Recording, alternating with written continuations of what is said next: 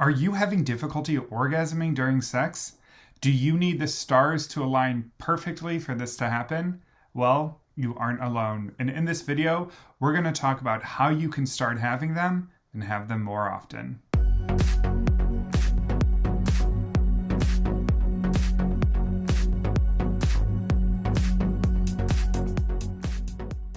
Hello and welcome back to my channel. As always, I am Matt from Cleveland Sex Therapy. I'm a licensed clinical therapist and certified sex therapist. In today's video, it's all about the orgasm. Now, as a certified sex therapist, I believe that an orgasm is really only 5% of an overall sexual encounter.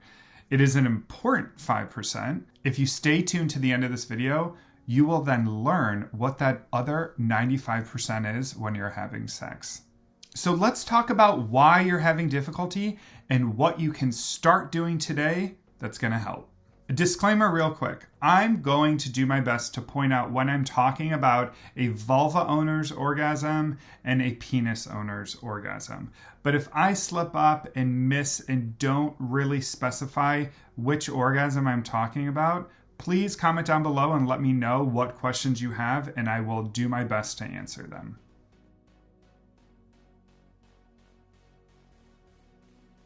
Three of the biggest influences on why we may have difficulty orgasming are the society at large, the culture we grow up in, and the influence of religion. So let's talk about societal and cultural messaging. First things first, sex education is not taught at a level that's going to create confidence in penis and vulva owners. It is really difficult to learn how to be a sexual human being outside of just these influences that tend to be pretty sex negative in nature. For instance, it would probably be really important to know that on average, it takes a penis owner 5 to 7 minutes to reach an orgasm, while for a vulva owner, it takes around 15 to 20 minutes. We don't learn that though, and vulva owners specifically do not learn that. So they can start thinking that if it's taking more than 5 minutes to have an orgasm, something is wrong with them. They don't get this education to let them know that their body is vastly different and their orgasms then are going to be vastly different than what a penis's orgasm is going to be. We can also learn through purity culture and puritanical messaging that men get access to their sexuality a lot quicker than women do. Or again, penis owners get access a lot quicker than vulva owners do.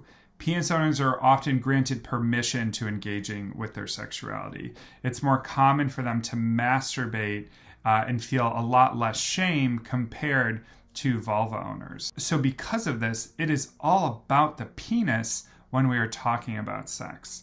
And vulva owners get this messaging as well. There is sort of this passivity and secrecy that is passed on to a lot of vulva owners. So when it's time for them to engage, learn, and understand their bodies and their orgasms, it's a lot more difficult because the education is not out there and the culture they grow up in does not promote it. Lastly, when it comes to societal and cultural messaging, women and vulva owners are constantly taught that it is so hard to achieve this orgasm. So just be happy to have penetrative sex. So that is what women sort of learn and realize, while penis owners also get that messaging that, you know what, it's really hard for vulva owners to have an orgasm. So let's just have sex, just penetrate, just enjoy, and go from there. On the inverse side of that, penis owners are taught that it is so easy for them to have an orgasm, right? That if they don't have it, something's wrong with them. So there's a lot of pressure that they experience, and if they miss 1 or 2 times, that can create this negative feedback loop where then it's really tough for them to have that orgasm. Also, let's talk about the influence of religion. Religion tells all of us that sex is supposed to be purposeful. And so what we find is that individuals that come from very conservative religions like Christianity, for example, or Catholicism, tend to have more sexual repression and disconnection from their bodies. So if you grow up in those environments, it's going to potentially feel more difficult for you to achieve this orgasm. Pleasure is not seen as something that is promoted or should be accessed when we look at religion. Overall, religion, culture, society, all of these play a role behind the scenes. And as a therapist, I do my part to access all of that stuff and assess it so that my clients can understand that this isn't just starting right here and now in the present. This has been with you most likely since you were a kid.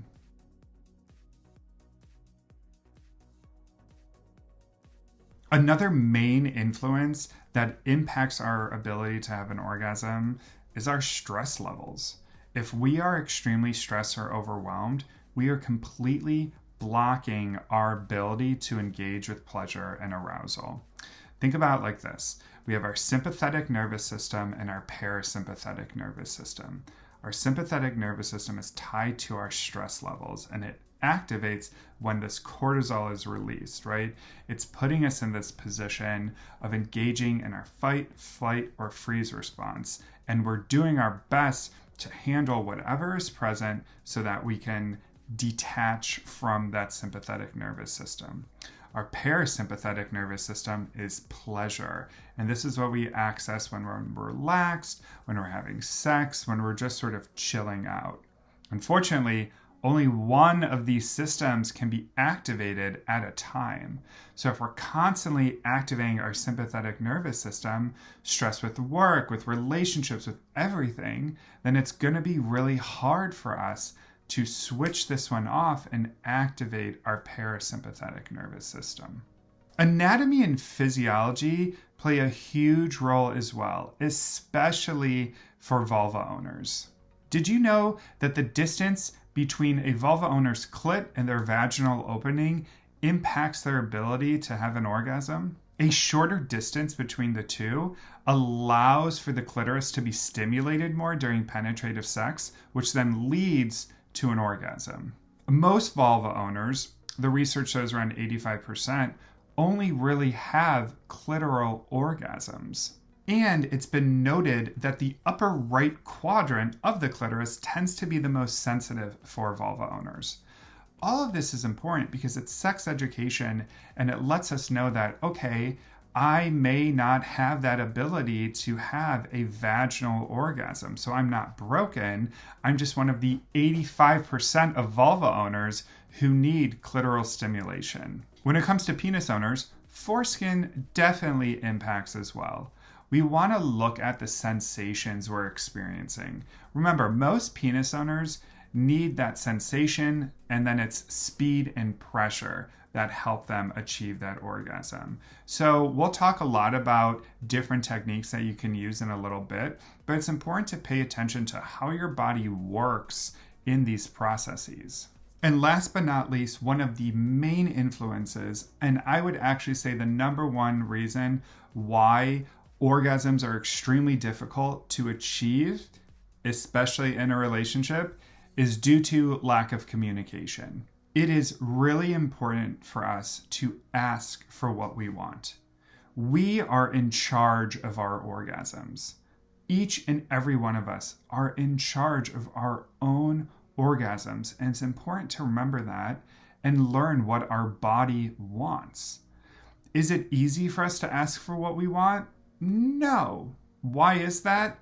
A lot of those first reasons I was talking about when it comes to religion, culture, and society, especially for vulva owners. Again, that messaging about you don't need to be in tune with your body, sex really isn't for you, can then show up in your current relationship and stop you from accessing that ability and really that vulnerability to ask for what you want.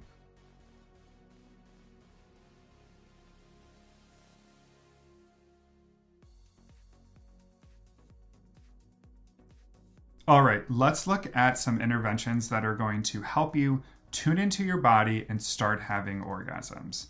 First things first, we have to lower your stress.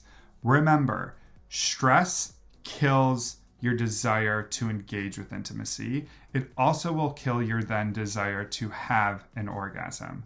So whatever your stress reduction techniques look like, whatever self-care looks like for you, I want you to start doing that.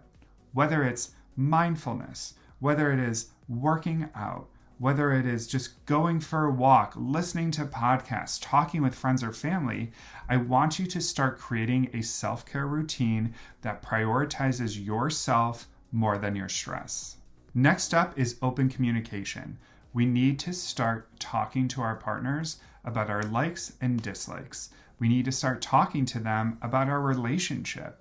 We need to start talking to them about intimacy.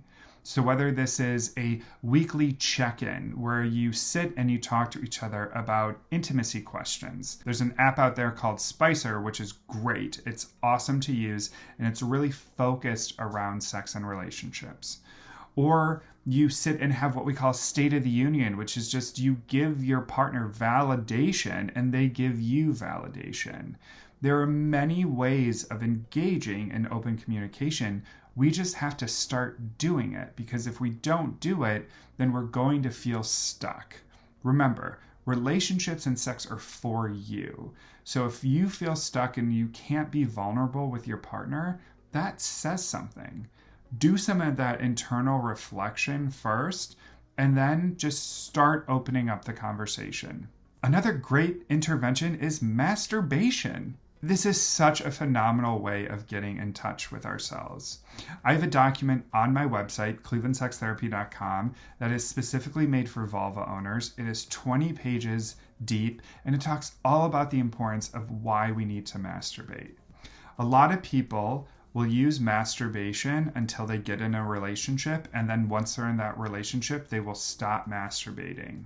That hurts us. That harms our ability to connect with our sexuality, because then we're just associating our sexuality with our partners. Masturbation is a phenomenal way for us to get in tune with ourselves so that we then know what to tell our partner. And last but not least, you need to start prioritizing sex. There's a rule of thumb within sex therapy that sex begets sex, which just means if you start having sex, you're going to have more sex. And the more sex we have, the more opportunities we have to have an orgasm. So it's important to prioritize sex in your relationship and not put it on the back burner. I work with a lot of couples who think that, you know what, we'll get to sex after we figure out our communication problems, or we'll get to sex after we figure out our conflict resolution. That just does not work. When we stop talking about sex, we then start closing in on ourselves and closing off to it. And that's when I see that complete breakdown where then couples just stop having it in general. So whether it is scheduling it or just making a note to engage more, just start prioritizing.